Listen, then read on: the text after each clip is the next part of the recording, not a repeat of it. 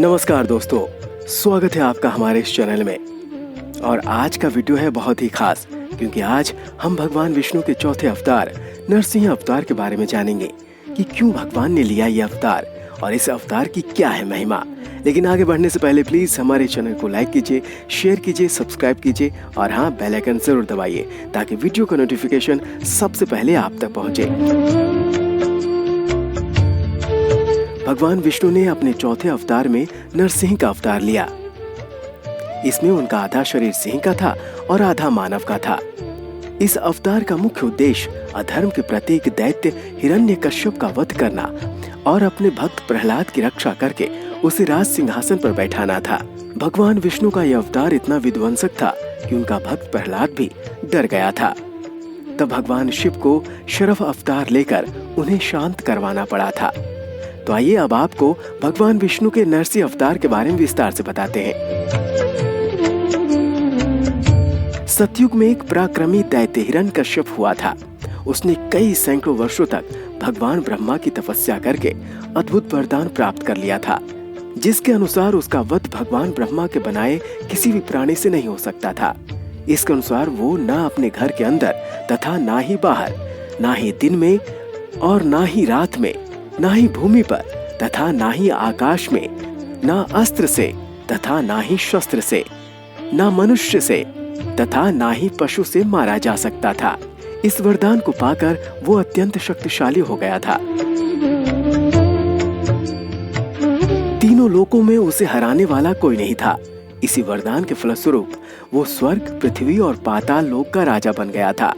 उसने स्वयं को भगवान घोषित कर दिया था तथा भगवान विष्णु को मानने से मना कर दिया था। स्वर्ग लोक से देवराज इंद्र को अपदस्थ कर दिया गया था और पृथ्वी लोक में भी अधर्म की स्थापना कर दी गई थी। सब जगह धर्म का नाश हो गया तथा ऋषि मुनियों की हत्या होने लगी।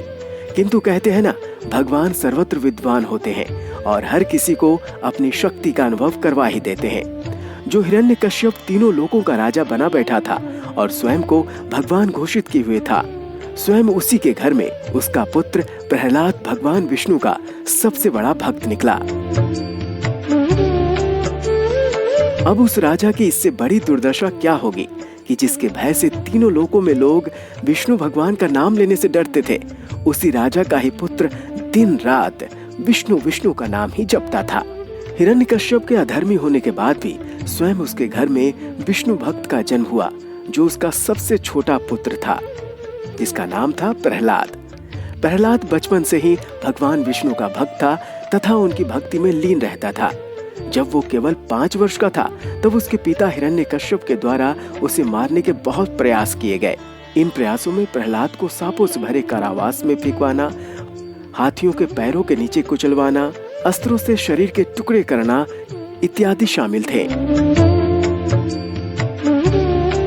आश्चर्य की बात तो ये थी कि जब जब भी वो अपने पुत्र का वध करने का प्रयास करता था, तब तब प्रहलाद श्री हरि का नाम जपने लगता।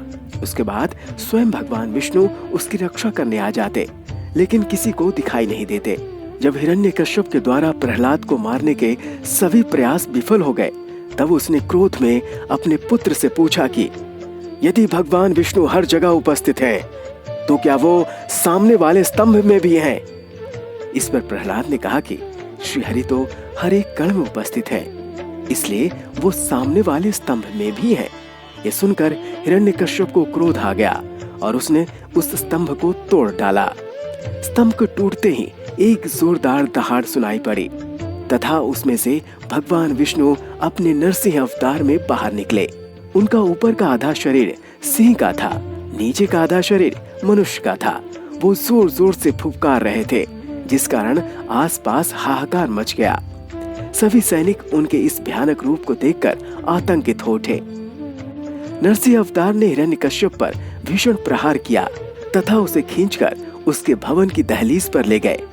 उन्होंने हिरण्यकश्यप को अपने जांघों पर बिठा लिया तथा अपने बड़े बड़े नाखूनों की सहायता से उसका पेट चीरकर आंतड़ियां बाहर निकाल दी। इस प्रकार भगवान नरसिंह ने हिरण्यकश्यप का अंत कर दिया। किंतु आखिर भगवान विष्णु ने उसको मिले वरदान को कैसे विफल किया, आइए जानते हैं। जब भगवान नरसिंह ने हिरण्यकश्यप का वध किया उस समय ना दिन था ना रात थी, अपितु संध्या का समय था। उन्होंने उसे ना भवन के अंदर मारा था और ना ही बाहर, बल्कि दरवाजे की चौखट पर मारा था। उन्होंने ना उसे भूमि पर मारा था और ना ही आकाश में, बल्कि अपनी गोद में बिठाकर मारा। ना ही उन्होंने अस्त्र से मारा और ना ही शस्त्र से, बल्कि उन्होंने नाखूनों से मारा। इसके साथ ही भगवान नरसिंह का अवतार ना ही मानव था और ना पशु का, तथा न ही किसी सुर असुर का, ना ही उनकी उत्पत्ति ब्रह्मा ने की थी। इस प्रकार उन्होंने हिरण्यकश्यप का वरदान विफल करके उसका वध कर दिया।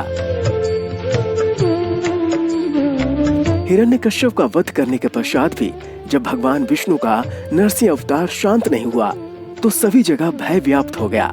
नरसिंह भगवान अभी भी अत्यधिक क्रोध में थे, जिससे सभी देवता और दैत्य चिंता में पड़ गए।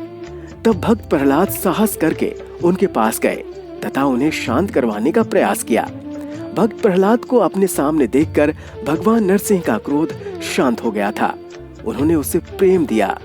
इसके बाद उन्होंने प्रहलाद को अपने पिता का उत्तराधिकारी बनाया तथा पुनः श्रीहरि के रूप में समा गए।